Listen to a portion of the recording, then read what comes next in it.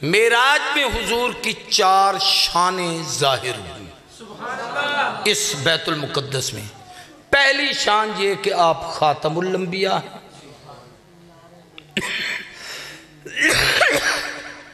دوسری شان آپ امام الانبیاء ہیں، تیسری شان توجہ سے بات کو سمجھنا کہ سارے نبی پیچھے ہیں، حضور آگے ہیں، آپ نبی الانبیاء ہیں۔ سبحان اللہ۔ اس لیے عیسیٰ قرب قیامت میں جب آئیں گے اپنی نبوت کی بات نہیں کریں گے، نکاح ان کا ہوگا، طریقہ حضور کی شریعت کا ہوگا، شادی ان کی ہوگی، طریقہ حضور کی شریعت کا ہوگا، نماز وہ پڑھیں گے، حضور کی امت کے امام کے پیچھے پڑھیں گے، اس لیے کہ وہ تو تورات والے ہیں، نماز میں تو قرآن پڑھا جاتا ہے، عیسیٰ آگے آئے تو کیا پڑھے گا، اس لیے وہ پیچھے کھڑا ہوگا، امام پڑھے گا، یہ پیچھے آمین کہے گا، اس کی نماز ہو جائے گی۔ وہاں 1,24,000 کی ہو گئی، یہاں قرب قیامت میں عیسیٰ کی ہو جائے گی، یہ معراج نے بتایا ہے۔ حضور کی ایک شان اور وہ ہے کہ آپ سید الانبیاء ہیں، سارے نبیوں کے سردار ہیں، سب کی سیادت اللہ نے آپ کو عطا کی ہے۔ حضور نے فرمایا نا قائد الانبیاء، میں نبیوں کا قائد ہوں، ولا فخر، مجھے کوئی فخر نہیں، انا سید الانبیاء، میں سارے نبیوں کا سردار ہوں، لا فخر، مجھے کوئی فخر نہیں، بلدی یوم القیامت لواء الحمد ولا فخر، قیامت کے دن میرے ہاتھ میں اللہ کے حمد کا جھنڈا ہوگا، مجھے کوئی فخر نہیں، انا سید ولد آدم ولا فخر، اولاد آدم کا سردار ہوں، مجھے کوئی فخر نہیں ہے۔ بڑی عجیب بات ہے، میرا بچہ حافظ ہو جائے میں بہت خوش ہوتا ہوں، آپ کا بچہ کوئی پڑھ لے تو آپ کی خوشی کی انتہا نہیں، ایک دوسرے کو مبارکیں دیتے ہو۔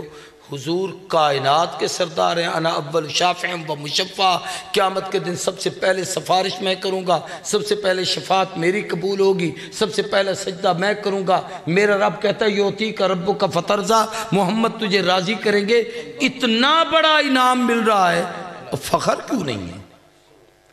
تکبر حرام ہے، فخر جائز ہے۔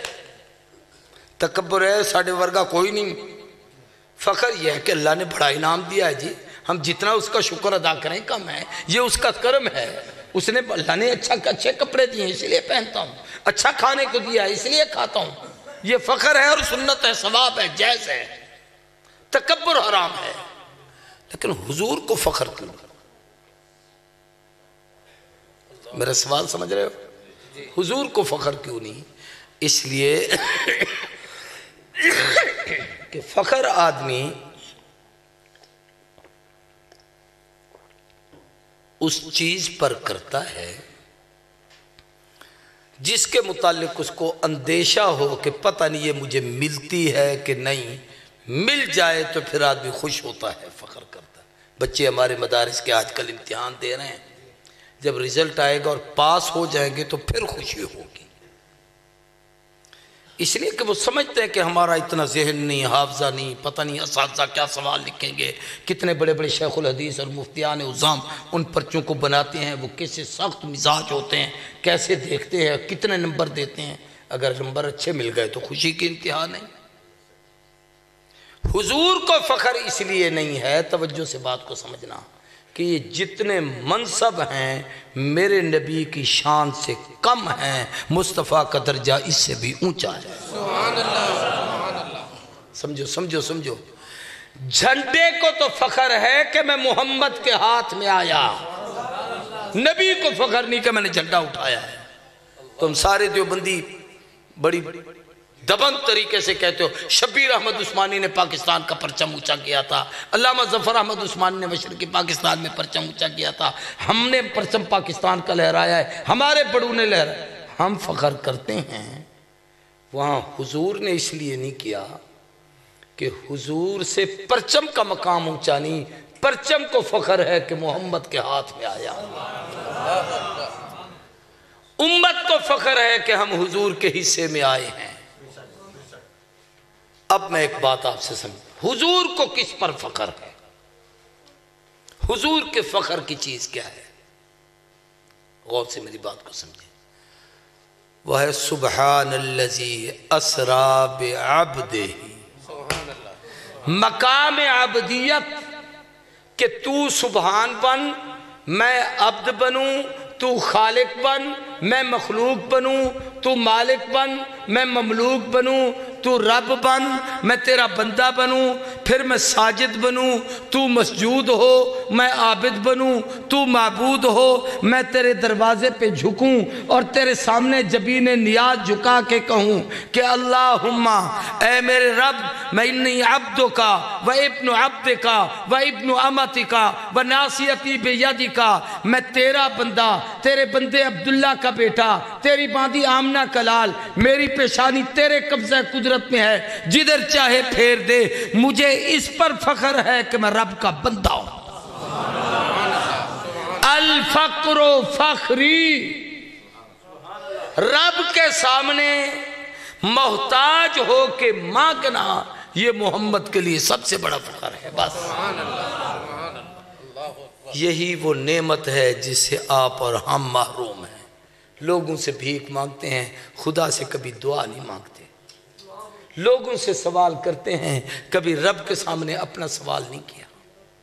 اللہ بعض دفعہ لوگ میں جی کدی اپنے واسطے خدا کو نہیں منگیا، بڑا بدبخت ہے تو، نالائق ہے۔ حدیث میں آتا ہے، حضور فرماتے ہیں، حدیث میں ہے کہ جوتے کا تسمہ بھی ٹوٹ جاتا تو حضور اللہ سے مانگتے تھے۔ حضور کو اس پر فخر ہے کہ میرا رب میرا ہے، جو میں اس سے مانگتا ہوں وہ عطا کرتا ہے، اور یہی عقیدہ معراج نے ہمیں سکھایا ہے۔ تھوڑا سا آگے چلتے ہیں، 10 منٹ اور میں گفتگو کرتا ہوں کیونکہ میری صحت میرا ساتھ نہیں دے رہی، تو 12 بھی بج جائے گی، تاریخ بھی بدل جائے گی، اور الحمدللہ 10 روپے اور تیل بھی مہنگا ہو جائے گا، پیٹرول، اس لیے ہم جی ہاں نہیں جی نہیں، سوال ہی نہیں پیدا ہوتا، حالی سکون تو فرماؤ، سویل کو بنیا ہے تو پتہ لگ سکے۔ بڑھاتے ہیں روپایوں کے حساب سے، گھٹاتے ہیں پیسوں کے حساب سے۔ 15 پیسے سستا، 20 پیسے سستا، مہنگا کتنا ہوا کہتے 15 روپے۔ مولوی اتنے ہی کھڑے جتنا 10 سال پہلے کھڑے آتے۔ خیر اللہ ہمارے نظام کو چلاتا ہے، ہم کسی کے محتاج نہیں۔ جو میں بات کر رہا ہوں اس کو غور سے سمجھے۔ دیکھو تو شاگرد پریشان جو استاد جی آمین پیرا نہیں بامن تاساں سویل کو سبق بلا امتحان جو۔ توجہ کریں آخری بات، حضور صلی اللہ علیہ وسلم نے انبیاء کی امامت کرائی، باہر نکلے، آسمانوں کا سفر شروع ہوا۔ کتابوں میں ہے کہ عوری جبی مجھے سیڑھی پر چڑھایا گیا۔ معراج یہ عربی کا لفظ ہے، اس کا ہماری زبان میں ترجمہ ہے سیڑھی۔ تو بھئی سیڑھی پر کیسے چڑھے حضور؟ کہاں آسمان، کہاں ہم سیڑھی پہ کیسے چڑھ کے گئے؟ تو مکہ مدینے میں تو عام ہیں، یہاں پاکستان میں بھی بن گئی ہیں، بڑے بڑے شہروں میں سیڑھی کے اوپر قدم رکھ کے صرف کھڑے ہو جاؤ، وہ خود بخود چلتی ہے۔ اگر آج لفٹ اور ہے، سیڑھیاں بھی ایسی بنی ہوئی ہیں بڑے شہروں میں، سیڑھی ہیں مستقل، اور وہ سیڑھی یوں چل رہی ہوتی ہے، اس کے اوپر آپ کھڑے ہو جائیں وہ خود چلتی ہے، دوسری منزل پہ، تیسری منزل پہ، چوتھی منزل پہ۔ اگر آپ کی بنائی ہوئی سیڑھی میں اتنی طاقت ہے تو جو نبی کے لیے رب نے بنائی اس کی قوت کا عالم کیا ہوگا؟ اب میں اس کو اور آگے قریب لے چلوں۔ ان مختلف مراحل سے کیسے گزرے؟ زمہریر، ٹھنڈک، گرمی، یہ مختلف کرے تھے، کرہ برد ہے، کرہ نار ہے، جہاں پر فضا نہیں، جہاں پر ہوا نہیں، جہاں سانس لینے کا کوئی نظام نہیں، وہاں سے کیسے گزرے؟ تو اس کا آسان جواب دیتا ہوں، تفصیلی تقریر تو میری معراج پر 350 صفحے کی پوری کتاب ہے، اس کو پڑھ لو، تجلیات رجب، اس میں 4-5 عنوان میرے صرف معراج پر ہیں۔ یہ اس کا 20واں حصہ بھی میں نہیں بیان کر سکتا اس وقت، صرف اتنا بتاتا ہوں کہ نبی کریم صلی اللہ علیہ وسلم اس سیڑھی پر چڑھے، اللہ ان بلندیوں پہ لے گئے۔ کیسے لے گئے؟ یہ کیسے کا سوال تو تب ہو کہ جب نبی کہے میں گیا، حضور نہیں کہتے میں گیا، رب کہتا ہے میں لے کر گیا۔ کون لے کر گیا؟ اب کسی نے اعتراض کرنا ہے تو رب پر کرے کہ کیسے لے گیا.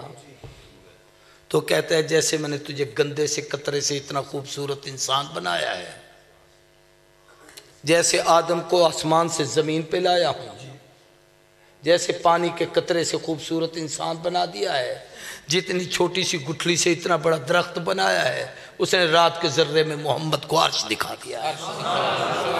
اس کے لیے کوئی مسئلہ نہیں. میں اگلے دن پڑھ رہا تھا وہ آیت ہے نا جو قبرستان میں مردے کو دفن کرو تو پڑھو، منہا خلقناکم وفیہا نعیدکم ومنہا نخرجکم تارۃ اخری. اللہ کہتا ہے یہیں سے پیدا ہوئے، یہیں جا رہے ہو، پھر یہیں سے اٹھو گے. آپ یہیں سے پیدا ہوئے، باپ کہاں کا ہے، ماں کہاں کے ہے، ملے وہ ہیں، ہم پیدا کہیں ہوئے ہیں، مرے پتہ نہیں کہاں، دفن کہاں ہوں گے، اس مٹی سے ہم وہاں کیسے پہنچ گئے تھے. عقل نہیں مانتی. لیکن مومن ہونے کا معنی یہ ہے کہ عقل مانے نہ مانے، نبی اور قرآن کہہ رہا ہے اسے ماننا فرض. پہنچے پہلے آسمان پر. کون؟ من بالباب. کون ہو؟ جبریل. ساتھ کون ہے؟ محمد الرسول اللہ. دروازہ کھلا، آلن بسالن مرحبا. یہاں ایک مسئلہ سمجھو، تبلیغ والے گشت پر جاتے ہیں نا تو وہ پھر آداب گشت ہوتے ہیں کہ ایک مقامی آدمی ہوتا ہے جو رہبر ہوتا ہے، ایک امیر ہوتا ہے، ایک متکلم ہوتا ہے. مقامی کے ذمہ ہے دروازہ کھٹکائے، دوسرا نہ کھٹکائے. تو جبریل ادھر کا مقامی تھا اس لیے دروازہ اس نے کھٹکایا تھا تاکہ لوگوں کو مسئلہ سمجھ آئے. حضور تو ادھر سے جا رہے تھے. ایک بات. اگلا مسئلہ سمجھائے. کوئی پوچھے کون تو یوں نہ کہا کرو میں آیا کھڑا اور میں کیا بلا ہوتی ہے، نام بتاؤ. انا جبریل، میں جبریل ہوں. جبریل بتا. اچھا ساتھ کوئی ہے تو بتاؤ میرے ساتھ اتنے آدمی ہیں. مسئلہ سمجھو. مولانا کے ہم مہمان تھے، اخلاقاً ان کو بھی پوچھنا چاہیے تھا کہ کتنے آدمی آؤ گے. یہ مہمان نوازی کے آداب بتا رہا ہوں. کتنے کا کھانے کا انتظام کریں. اگر 3 بتائے ہیں تو 4 لے جانا گناہ ہے اور اس کو حق ہے کہ چوتھے کو اٹھا دے. میں نے 3 کا انتظام کیا، چوتھے کے لیے نہیں. یا پہلے بتاتے کہ ہم 4 آدمی آئیں گے. اس لیے جبریل سے پوچھا گیا کہ ساتھ کون ہے. کہا محمد. اس لیے کہ یہ رات سجائی ان کے لیے گئی تھی. وہ آئے تو دروازہ کھولنا، نہ آئے تو جبریل بھی آئے تب بھی نہ کھولنا. ایک تو یہ مسئلہ سمجھ میں آیا. اس میں ایک اور مسئلہ بھی سمجھ میں آیا ماشاءاللہ کہ نبی کریم صلی اللہ علیہ وسلم جب اس مقام پہ پہلے آسمان پہ پہنچے تو حضرت آدم سے ملاقات ہوئی. جب 2 آدمی ملتے ہیں تو درمیان میں وہ جو مقامی محلے والا ہوتا ہے نا وہ تعارف کراتے، جی یہ فلاں صاحب ہیں، یہ فلانے ہیں، ان کا نام یہ ہے، ان کا نام یہ ہے، یہ ہمارے محلے والے ہیں. تو وہ تعارف کرانے والے حضرت جبریل تھے. تو حضور کو کہا سلم علیہ ابو کا آدم. ان کو سلام کیجئے، یہ آپ کے ابا آدم ہیں. حضور نے السلام علیکہ یا ابی آدم کہا. جواب میں انہوں نے کہا مرحبا بک یا ولد الصالح یا نبی الصالح. مبارک ہو، مرحبا، خوش آمدید، آلن و سالن، اے نیک نبی، میرے نیک بیٹے. اس سے ایک مسئلہ سمجھ میں آیا کہ جب کوئی آئے وہ سلام کرے. ہمارے ہاں ہوتا ہے بیٹھے بیٹھے کھڑے ہو جاتے او آ گئے تم سلام پڑھو. میری بات نہیں. ماشاءاللہ. بھائی جو آئے وہ سلام کرے، بیٹھے ہوئے نہ سلام کریں. آپ سب بیٹھے تھے، میں آیا. اگر قاری صاحب تلاوت نہ کر رہے ہوتے، نعت نہ پڑھ رہے ہوتے تو سلام کرنا میرا حق تھا یا آپ کا کہ مجھے کہتے ہو السلام علیکم؟ میرا حق تھا. تو حضور باہر سے گئے تو انہوں نے السلام علیکہ یا ابی آدم کہا. آدم نے نہیں کھڑے ہو کیا کہا الصلاۃ والسلام علیکہ یا محمد الرسول اللہ. مسئلہ سمجھایا کہ جو آتا ہے وہ سر. اب جب ہم جاتے ہیں مکے سے حضور کے روضہ اطہر پہ تو چونکہ ہم جاتے ہیں تو آقا پہلے ہیں، ہم گئے ہیں تو اب سلام کرنا ہمارا فرض ہے۔ بات سمجھ آ رہی ہے کہ نہیں آ رہی؟ یہ سارے مسائل ہیں بڑے عجیب۔ اب میں اس پہ حکمتیں بیان کروں کہ آدم سے کیوں ملاقات ہوئی، اس کا حضور کی زندگی سے کیا ربط اور تعلق ہے، دوسرے آسمان پہ عیسیٰ سے کیوں ملاقات ہوئی، اس کا حضور کی اس زندگی سے کیا تعلق ہے، یوسف سے کیوں ملاقات ہوئی۔ اس لیے کہ بھائیوں نے ان کے ساتھ جو کچھ کیا تھا، تمہارے قریشی بھائی بھی تمہارے ساتھ وہی کچھ کریں گے، اور وہ سارے واقعات حضور کے سامنے ہو رہے تھے۔ تو یہ ساری بڑی لمبی چیزیں ہیں، الی آخری سدرۃ المنتہا پہ ہم پہنچ گئے۔ حضرت ابراہیم علیہ السلام، باب ابراہیم علیہ السلام نے 2 تحفے آپ کو بھیجے ہیں۔ ایک تو فرمایا اپنی امت کو میرا سلام کہنا، سب کہو علیہ وعلا نبینا السلام، علیہ وعلا نبینا علیہ الصلاۃ والسلام، ان پر بھی اور ہمارے نبی محمد پر بھی صلاۃ بھی ہو، سلام بھی ہو، درود بھی ہو، رحمت بھی ہو، جو کچھ اللہ دے ان پر عطا کرے۔ یہ ہر امتی تک ابراہیم کا سلام پہنچے، اس کا جواب دے۔ ایک دوسرا بابے نے کہا جنت خوبصورت زمین ہے، اور لیکن ہے چٹیل میدان، اس کے پھل، اس کے پھول، اس کا سبزہ، اس کی ہریالی، اس میں باغات، اس کے اندر درخت، وہاں لگا کے آؤ گے تو یہاں لگے ہوئے ملیں گے، وغیرہ چٹیل میدان ملے گا۔ وہ کیا ہیں؟ سبحان اللہ، الحمدللہ، لا الہ الا اللہ، اللہ اکبر کبیرہ، الحمدللہ حمدا کثیرہ، سبحان اللہ بکرۃ واسیلہ، لا الہ الا اللہ محمد الرسول اللہ، اشہد ان لا الہ الا اللہ واشہد ان محمدا عبدہ ورسولہ۔ جتنا ذکر کرو گے اتنے درخت لگتے چلے جائیں۔ سبحان اللہ۔ حضور نے جنت کی سیر کی، کچھ باتیں تو وہ آپ کو بتا گئے نعت خان۔ ایک بنگلہ دیکھا جو حضرت عمر کا تھا۔ میں ایک بات سناتا ہوں۔ ماشاءاللہ۔ حضور کہتے ہیں میں چل رہا تھا تو میرے آگے چلنے کی آواز آئی۔ میں نے جبریل سے پوچھا یہ کون ہے جس کی آواز میرے آگے اور وہ نظر نہیں آ رہا؟ توجہ کرو تو بات سمجھو۔ فرمایا حضرت وہ آپ کا بلال مکے میں اٹھا ہے اور وہ تہجد کی تیاری کر رہا ہے، اس کے چلنے کی آہٹ سنائی جا رہی ہے۔ تھوڑا سا مسئلہ سمجھانا ہے۔ حضور کہاں تھے؟ جنت میں۔ کہاں تھے؟ اور بلال مکے میں۔ فاصلہ کتنا ہے؟ زمین سے آسمان تک 500 سال کی مسافت ہے۔ ہر آسمان کا حجم 500 سال کی مسافت کا ہے۔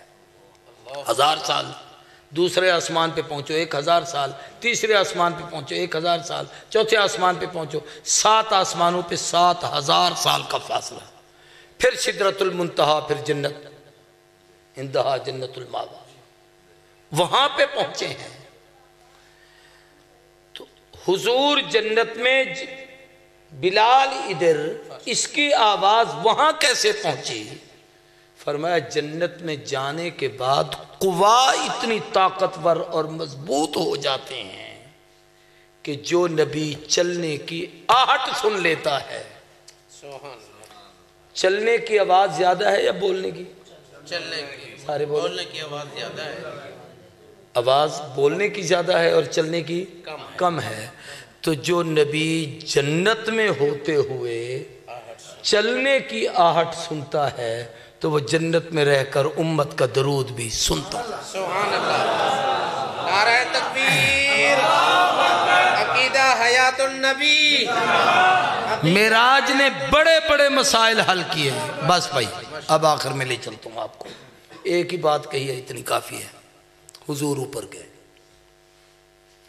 سب کچھ نیچے تھا، سدرۃ المنتہا بھی نیچے رہ گئی، جبریل بھی نیچے رہ گیا، اور اس نے کہا حضرت آگے میری جگہ ہی نہیں، یہ ہمارے بعض خطیب بھڑ مار دیتے ہیں کہ ابو بکر نے کہا میں ہوتا تو ساتھ چلا جاتا. کیسے چلا جاتا؟ پھر نبی کا مقام کیا رہتا؟ وہ جگہ کسی اور کی ہے ہی نہیں، کسی نبی کی نہیں سوائے محمد کریم کے. حضور وہاں گئے. وہاں حضور فرماتے مجھے ایک آواز آتی تھی ادنو منی یا حبیبی، محبوب اور قریب ہو اور قریب ہو. ہزاروں انوارات کے پردوں میں لپٹتا جا رہا تھا اور قربت میں چلا جا رہا تھا، اور کوئی سمجھ نہیں آتی بھی میں کیسے بلندی پہ جا رہا تھا. اور اس سفر میں جاتے جاتے ایک مقام آیا جس میں ایک آواز آئی کف یا محمد ان ربک یصلی، محبوب اب ٹھہر، اب تیرا رب تجھ پر صلاۃ پڑھتا ہے، رحمت بھیجنا چاہتا ہے، اب ٹھہر جائیے. نہ دائیں کچھ ہے، نہ بائیں کچھ ہے، نہ آگے کچھ ہے، نہ پیچھے کچھ ہے، نہ اوپر کوئی چیز نظر آتی ہے، نہ نیچے. انوارات ہی انوارات ہیں، برکات ہی برکات ہیں، فیوزات ہی فیوزات ہیں. اور وہاں رب نے مجھ پر رحمت بھیجی.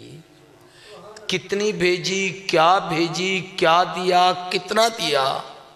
میں یہاں ایک بات کہا کرتا ہوں، اگر وہ تمہیں بتانا ہوتا تو ان کو وہاں کیوں لے جاتے؟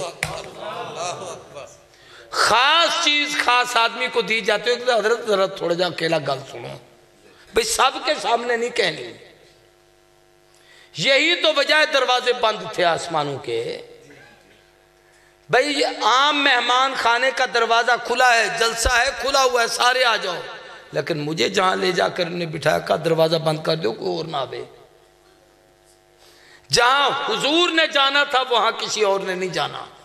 بے شک. تو اللہ نے اپنی قربت میں وہاں تحفے دیے. ان میں 5 نمازوں کا تحفہ ملا. 3-4 تحفے آسانی سے بتا دیتا ہوں.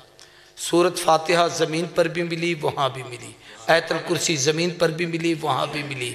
بقرہ کی آخری صورتیں زمین پر بھی ملی، وہاں پر بھی ملی. سورت الکوثر زمین پر بھی ملی، وہاں بھی ملی. اور 5 نمازوں کا تحفہ بھی ملا. مولانا بتا رہے تھے آپ کو 50، میں نے وہ 50 گن کے بھی رکھی ہوئی ہیں، لیکن ہون نہیں دسا سکتا نا اب تو میرا علم کو کہ وہ کون کون سی 50 ہیں. وہ ساری امت کی اس وقت نفلیں ہیں، جس کی وجہ سے کہا 5 فرض ادا کر لو، باقی کا ثواب اللہ تمہیں خود دے دے گا.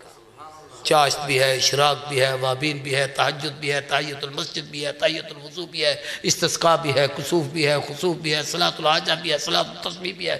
اور پھر اسی طریقے سے ہر فرض کے ساتھ کہیں سنتیں ہیں، کہیں پر نوافل ہیں، کہیں پر پہلے ہیں، کہیں بعد میں ہیں. یہ ساری نمازیں اکٹھی کرو تو 50 نمازیں جمع ہوتی ہیں. سبحان اللہ، سبحان اللہ.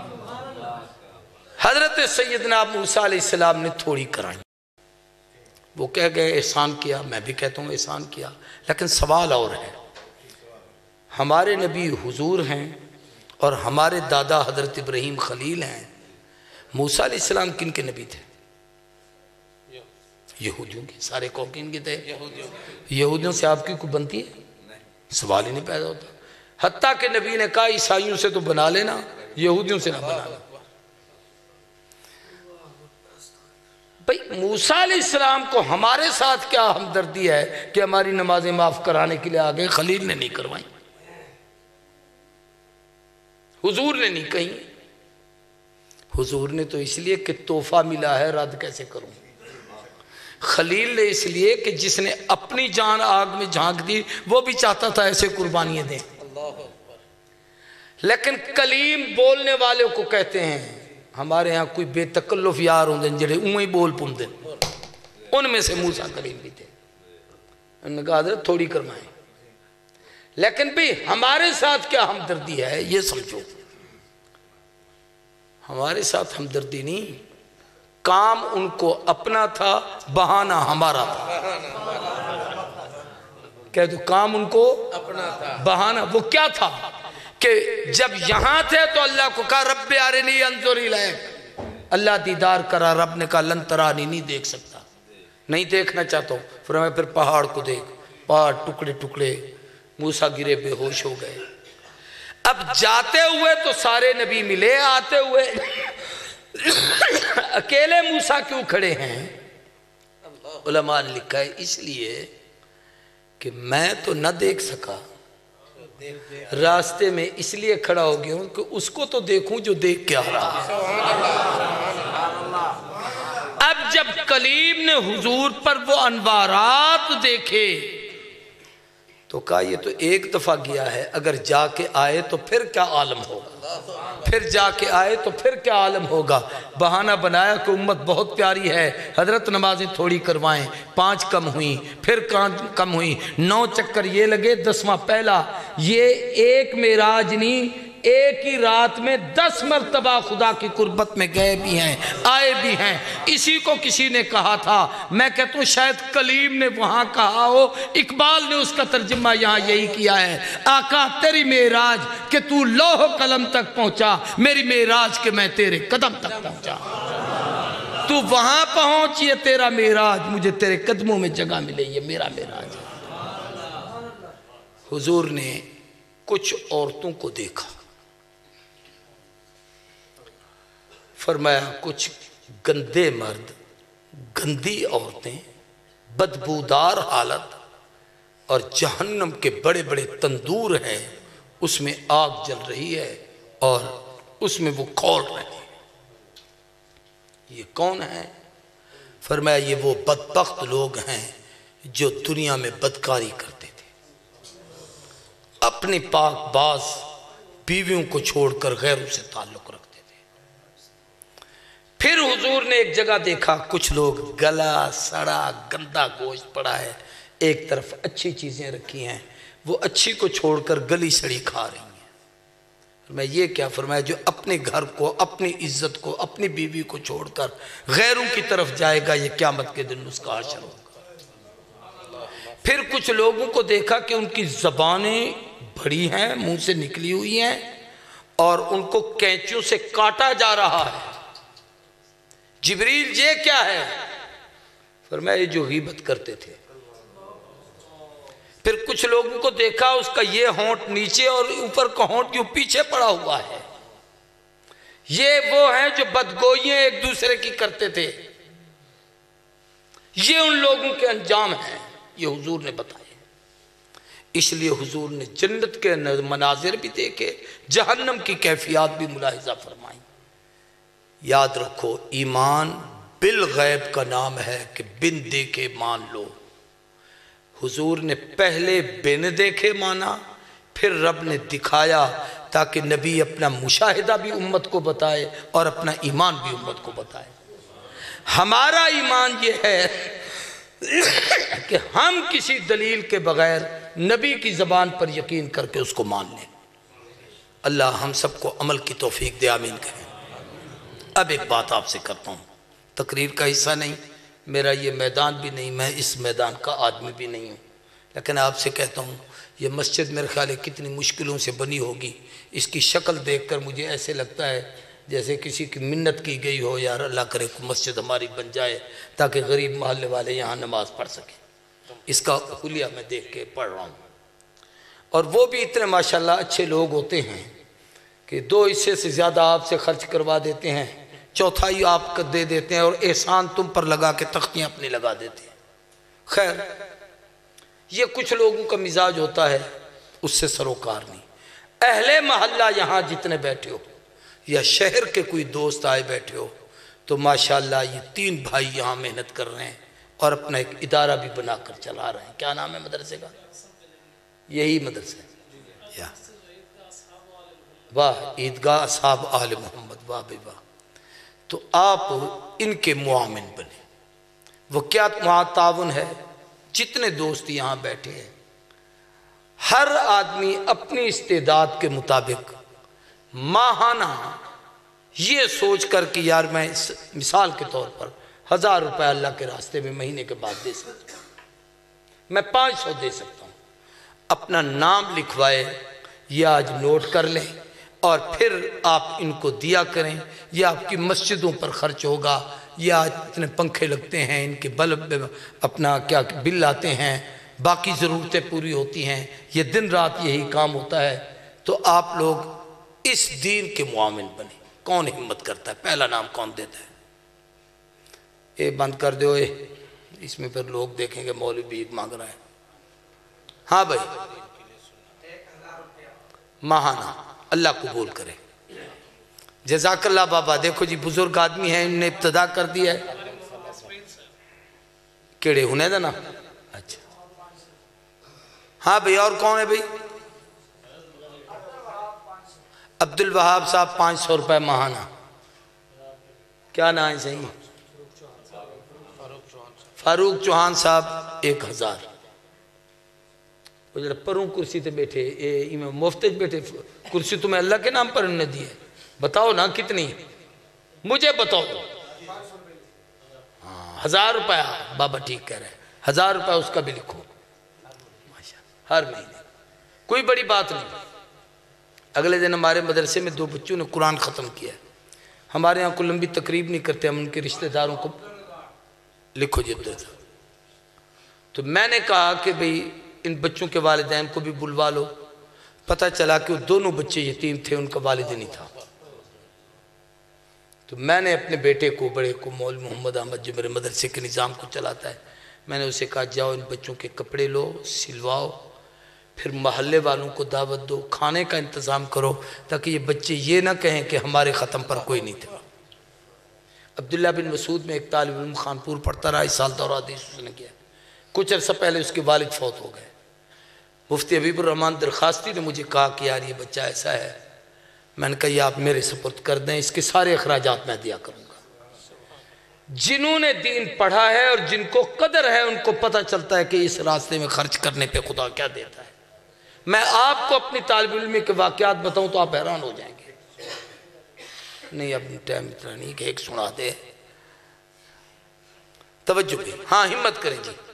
یہ 2-4 دوست آ گئے ہیں، کم از کم 15-20 ساتھی تو ہو جائیں۔ ہاں بیٹے آپ نے یوں کیا، کوئی نام لکھایا ہے یا ویسے ہاتھ کھڑا گیا ہے؟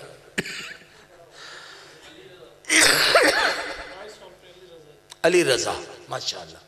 ہاں جی، اور کوئی؟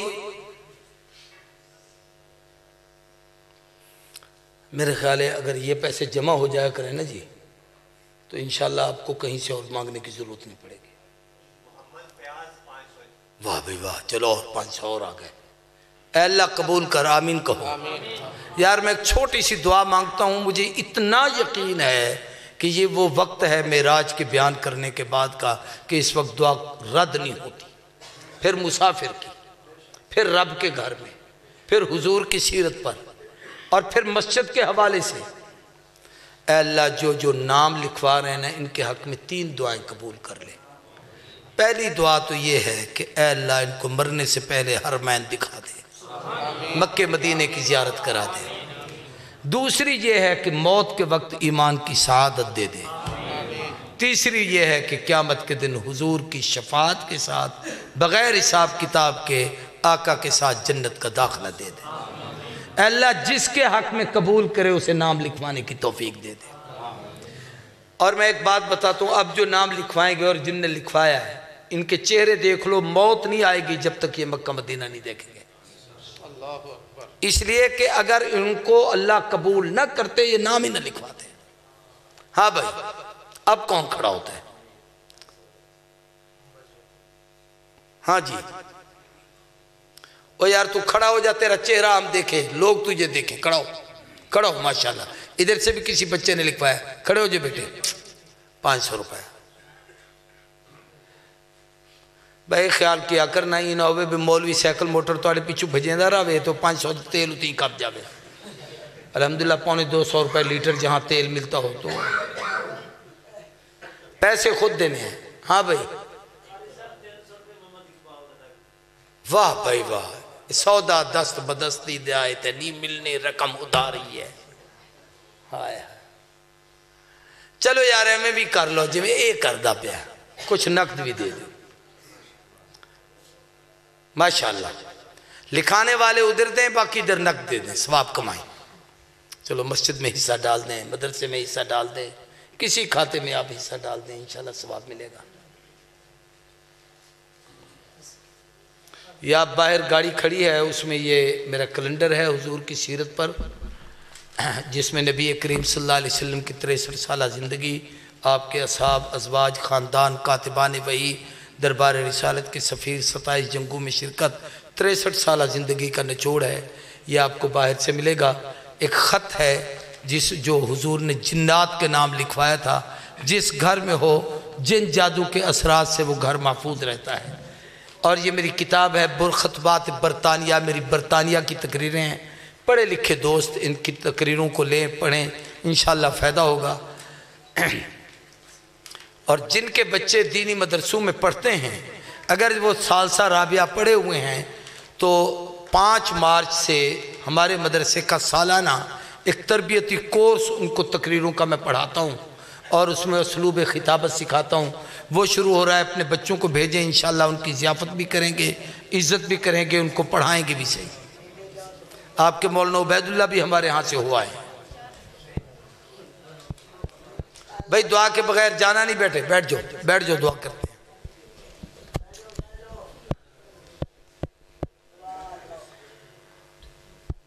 ہاں جی، یہ ہمارے میرے خالزاد بھائی ہیں، ان کا ایک نواسہ ہے نا، بچہ بہت بیمار ہے، اور وہ اب بھی آتے ہوئے راستے میں ان کے گھر سے اطلاع آئی۔ آخر اولاد ہے، اور اولاد کی اولاد تو ویسی پیاری ہوتی ہے۔ حضور نے حسنین کریمین کے متعلق فرمایا تھا، یہ میرے بھی بیٹے ہیں، میری بیٹی کے بیٹے ہیں۔ اپنی اولاد سے یہ نواسے پوتے زیادہ پیارے ہوتے ہیں۔ بچہ بہت بیمار ہے، اس کے لیے دعا کریں، اللہ اس کو صحت تندرستی کی نعمت سے مالا مال کرے، والدین کی آنکھوں کی ٹھنڈک بنائے۔ الحمدللہ رب العالمین وسلم۔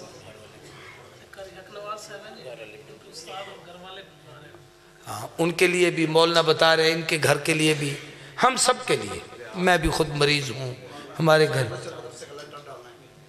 اچھا، مسجد مدرسے کلنٹر جرا نہیں ہے۔ الحمدللہ، اللہ تعالیٰ اس بچی کو صحت دے، تندرستی دے۔